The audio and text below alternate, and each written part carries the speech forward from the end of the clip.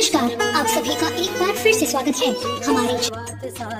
आइए नवरात्र के छठे दिन सुनते हैं माँ दुर्गा के छठे स्वरूप की कहानी।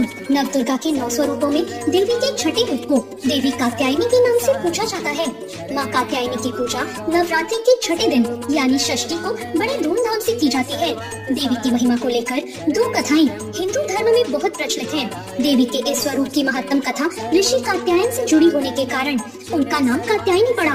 वहीं देवी की महिमा कथा दुराचारी महिषासुर के वध से भी जुड़ी हुई है। आइए सुनते हैं देवी कात्यायनी की कथा। देवी कात्यायनी का स्वरूप बहुत ही उज्जवल और ज्योतिर्मय है। इस स्वरूप में देवी की 4 भुजाएं हैं।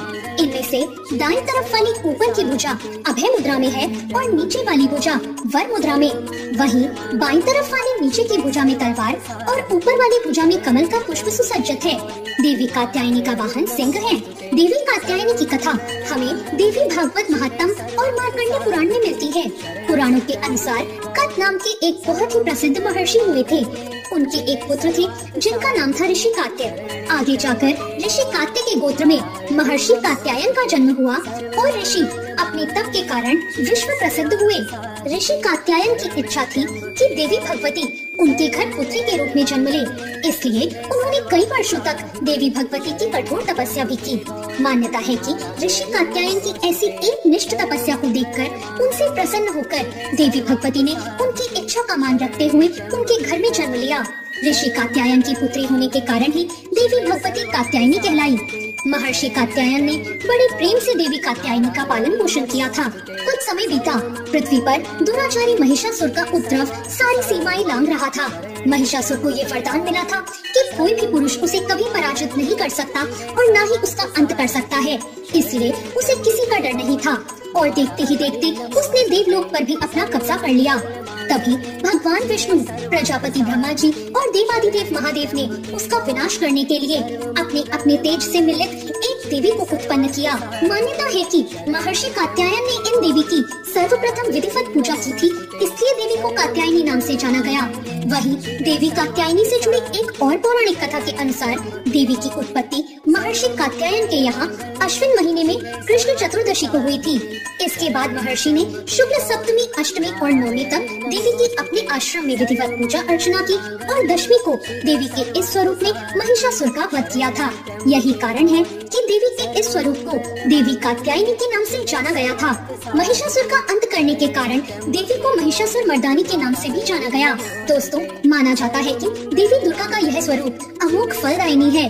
ब्रज की गोपियों ने करुणावतार श्री कृष्ण को अपने पति के रूप में पाने के लिए कालिंदी यमुना के किनारे देवी कात्यायनी की ही आराधना की थी। इसी कारण वर्तमान में भी देवी कात्यायनी समस्त ब्रजमंडल की अधिशात्री देवी है। स्कंद पुराण में देवी कात्यायनी के बारे में उल्लेख मिलता है कि उनकी उत्पत्ति परमेश्वर के सांसारिक क्रोध से हुई थी। नवरात्रि के छठे दिन देवी दुर्गा के इस स्वरूप की पूजा काफी महत्व रखती है। ऐसी मान्यता है कि देवी कात्यायनी की पूजा में लाल और सफेद रंग के कपड़े पहनना बहुत शुभ होता है। मान्यता ये भी है कि माँ कात्यायनी के चरणों में अपना सब कुछ समर्पित करने से उनकी आराधना करने वाले भक्तों को उनके दर्शन प्राप्त होते हैं। देवी के इस स्वरूप के पूजन से भक्तों में एक अद्भुत शक्ति का संचार होता है। देवी कात्यायनी का ध्यान गोधूली बेला में किया जाना चाहिए। देवी कात्यायनी का आराधना मंत्र है ओम देवी कात्यायनी नमः, अर्थात ओमकार के जैसे निर्विकार स्वरूप वाली देवी कात्यायनी की कृपा और शुभ दृष्टि हम पर बनी रहे। हम उन्हें बारंबार नमस्कार करते हैं। दोस्तों, मान्यता है कि देवी कात्यायनी को शहद बहुत प्रिय है, इसलिए नवरात्र के छठे दिन देवी कात्यायनी की पूजा में शहद या शहद से बनी चीजों का भोग लगाना चाहिए। अब मैं आपको बताती हूँ देवी कात्यायनी की पूजा विधि। सबसे पहले सुबह जल्दी उठकर स्नान करें और साफ वस्त्र धारण करें। हाथ में फूल लेकर माता कात्यायनी का स्मरण करें और पूजा करने का संकल्प लें। पूजा के स्थान को गंगा जल से शुद्ध कर लें। अब पूजा स्थल पर माँ कात्यायनी की मूर्ति या चित्र को स्थापित करें। माँ कात्यायनी को रोली, कुमकुम, हल्दी, अक्षत और चंदन का तिलक लगाएं।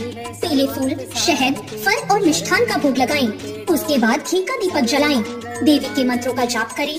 दुर्गा सप्तशती के छठे अध्याय का पाठ करना इस दिन शुभ माना गया है। अंत में माँ कात्यायनी की कथा पढ़कर उनकी आरती करें और अपने परिवार की सुख समृद्धि की प्रार्थना करें। पूजा में हुई कोई भी भूल के लिए क्षमा याचना करें। फिर माँ को लगाए गए भोग या प्रसाद को सबके साथ बांटकर खाएं। देवी कात्यायनी की विधिवत पूजन के बाद महादेव की भी पूजा करने की मान्यता है। देवी दुर्गा के कात्यायनी अवतार की कथा हमें ये सीख देती है कि अगर भक्ति और संकल्प सच्चा हो तो परम प्रकृति की कृपा सदैव हम पर बनी रहती है। जिस प्रकार महर्षि कात्यायन की एक निष्ठ तपस्या से प्रसन्न होकर देवी दुर्गा उनकी इच्छा और तपस्या का मान रखकर उनके यहाँ पैदा हुई, उसी प्रकार मनुष्य को भी अपनी भक्ति, निष्ठा और संकल्प के पथ पर अविचल रहना चाहिए। तो ये थी आज की कथा।